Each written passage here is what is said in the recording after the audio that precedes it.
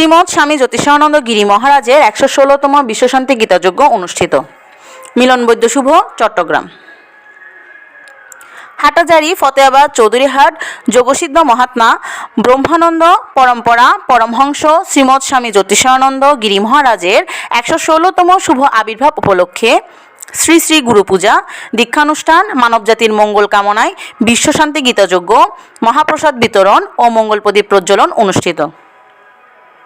২১শে নভেম্বর ২০২৪ ইংরেজি রোজ বৃহস্পতিবার সকাল ৮ ঘটিকায় স্বামী ব্রহ্মানন্দ মুক্তাকেশী রাম ঠাকুর স্বামী জ্যোতিষানন্দ আত্মানন্দ বিগ্রহে নাগেশ্বর শিবালয়ে নাগেশ্বর শিব, বাবা লোকনাথ ও দক্ষিণেশ্বর কালীমাতা বিগ্রহে মালাদান প্রদান।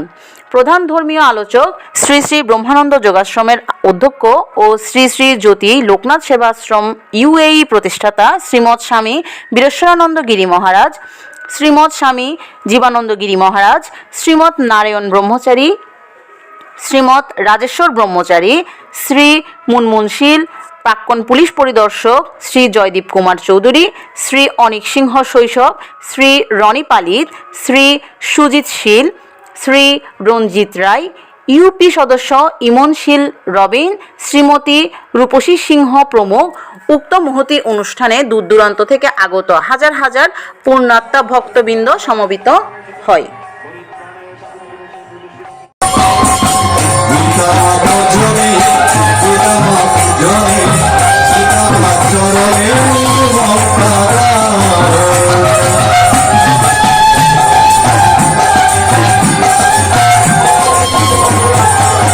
সনাতনী আমরা অবস্থান এখন বর্তমান হচ্ছে ব্রহ্মানন্দ আশ্রমী মহারাজের কাছে আমরা একটা জিনিস অবশ্যই জানবো, এই যে আরাধ্যদেব এই জগতে এসে কি লীলাটা করছেন এবং মানুষের ওনার চরণে আসলে কি মঙ্গলটা হবে, আমি এই মহারাজের কাছে অবশ্যই জানবো। ধন্যবাদ আপনাকে।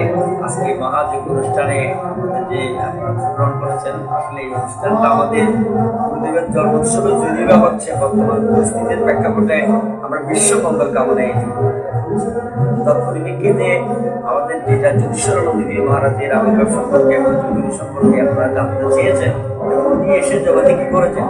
আসলে আমরা প্রতিটা মানুষ তো সাধারণ মানুষ রূপে জন্মগ্রহণ করি, যুগে যুগে বিভিন্ন মানুষ অবতার রূপে মনুষ্যদেব আবার ধারণ করে আমাদের জগতের কল্যাণের জন্য আসে, যুগে যুগে এক একটা কর্ম নিয়ে আসে। তা আমি দেখেছি আমার গুরুদেব জ্যোতিষানন্দ গিরি মহারাজের জীবনে আমরা ছোটবেলায় যখন আমরা সকলে জানতাম শুনতাম, তৎকালীন আমাদের মধ্যে একটা শ্রেণীবিন্যাস ছিল। এই শ্রেণীবিন্যাস মুচি, মেদর, নাপিত বা ব্রাহ্মণ, একজন আরেকজনের স্পর্শ করলে খাওয়া দাওয়া করতো না, একজন আরেকজনের করে যেত না। এই জিনিসটা যে আমাদের সমাজকে যে একটা কুসংস্কার, এই কুসংস্কারটা দূরীকরণের জন্য আমাদের, আমি মনে করি আমাদের বিশ্বের মধ্যে শুধু বাংলাদেশ নয়, একমাত্র জ্যোতিষানন্দ গিরি মহারাজ নির্ভয়ে অভয় দিয়ে ঘরে ঘরে গিয়ে গীতার হাতে তুলে দিয়ে নিজে গীতা প্রচার করে বিশ্বের মধ্যে যে আজকে যে গীতা প্রচার করছে, এটা জ্যোতিষানন্দ গিরি মহারাজের একমাত্র। এবং এই জ্যোতিষানন্দ গিরি মহারাজের মাধ্যমে আজকে মুচি, মেদর, চন্ডাল এই কুসংস্কারগুলো আমরা দূরীকরণে সবাই নির্ভয়ে গীতা পাঠ করতেছে, গীতা ধরতেছে এবং বিশ্বের মধ্যে যে আজকে গীতার একটা আলোড়ন, এটা কিন্তু জ্যোতিষানন্দের আগে কেউ এবং প্রচার করেনি। এটা জ্যোতিষানন্দ গিরি মহারাজের অবদান। এবং বিশেষ করে আমি আমার জীবনে আমি যেটা উপলব্ধি করেছি যে আমরা দেখেছি অনেক একজন এক এক গুরু নিয়ে গুরুবাদ নিয়ে গুরু প্রচার করার ব্যস্ত থাকে। আমাদের গুরুদেব শিখে দিয়েছেন যে না, আমরা আমার নামের প্রচার পরিবর্তে সমগ্র বিশ্বের কল্যাণের জন্য এবং সমগ্র বিশ্বের ঐক্যবদ্ধের জন্য এবং সমস্ত সনাতনী সমাজ লক্ষ্য করার জন্য তোমার শ্রীমদ্ ভগবদ্ গীতা প্রচার করবে এবং গীতার আচরণ দর্শন করবে। আমি মনে করি এই গীতার আচরণ দর্শনের মধ্যে দিয়ে নেতাজি সুভাষচন্দ্র বসু, মহাত্মা গান্ধী, ঋষিধর বিজ্ঞানী আইনস্টাইন যারা আজকে বিশ্ব চরম লক্ষ্যে পৌঁছে গিয়েছে, আমরা গীতা পড়ি কিন্তু গীতার যে অ্যানালাইসিস আমরা কিন্তু উপলব্ধি করতে পারি না, যার ফলে আমরা এগুলো আচরণ না করার ফলে অনেক পিছিয়ে আছি। গীতা পাঠ অনুষ্ঠান উপলব্ধির মধ্যে সনাতনী মধ্যে যে সন্তান জ্যোতিষানন্দ গিরি মহারাজ হাতে গীতা তুলে দিয়েছেন, তাই না? এটা যদি আমরা আমরা উপলব্ধি করি আমরা সমাজে অনেক এগিয়ে যাবো। আচ্ছা, আমার একটা এখানে কথা জানার ছিল যে আরাধ্য এখানে আসার পরে আমরা জানবো এই স্থানটা যে ব্রহ্মানন্দ আশ্রম এখান থেকে কোথায় গেল বা কিভাবে বিস্তার হলো, কোন দেশে গেল, আমি এদেরকে আসলে এই বিষয়টা একটু আমাদের আসলে এটা হচ্ছে আমাদের যিনি সংকল্প বর্তমান আমরা প্রচলিত এটার অ্যাকচুয়ালি পূর্ব নাম ছিল ব্রহ্মানন্দ যোগাশ্রম আমরা দিয়েছি। এবং এই ব্রহ্মানন্দ স্বামীজির এটা জন্মস্থান, তার পূর্ব নাম ছিল নবীন সাধু। এবং আমাদের বাড়ি আশ্রমের টুপিতে ডান পাশে একটা নবীন সাধু বাড়ি একটা বড় গেট আছে, এটার জন্মস্থান।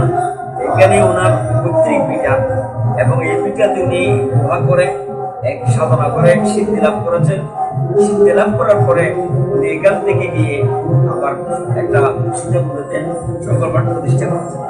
প্রতিষ্ঠা করার পরে এখানে মুক্তাকেশী করোনা পরিবারের পরম্পরা সেবা করেছেন। পরবর্তীতে বাসুদেবানন্দ সেবা ছিলেন। এটা মুক্তাকেশী একটা বিগ্রহ, এটা কারো কোনো আশ্রমের অধীন আশ্রম নয়, এটা একটা স্বাধীন এবং ব্রহ্মানন্দ যোগাশ্রমের পিঠে বিদায়। এবং জীবনে কোনোদিন কেউ যাতে যে মালিকানা করতে না পারে, অধিকার খাটাতে না পারে, কোনো সম্পত্তি নিয়ে কোনো কেউ হস্তক্ষেপ করার সুযোগ না থাকে, ব্রহ্মানন্দ যোগাশ্রম থেকে সে বিগ্রহ নাম ঠিক করে দিয়েছে। এবং এটা 1971 সালের আগে একটা মাটির ঘর ছিল। এই মাটির ঘরটা যাওয়ার পরে ভেঙে যাওয়ার পরে এটা 1995 সাল পর্যন্ত এটা খালি বিটেছে। এই খালি বিটে থাকার পরে তখন এখানে গ্রামের মানুষ বলতো যে সংকট হয়ে গেছে এবং এত বিশাল হয়ে গেছে, নাম জন্মস্থানে কিছু করা হচ্ছে না। তখন বোঝা যায় তাহলে এটা অনেক পবিত্র একটা স্থান এবং এই হচ্ছে না। তখন আমি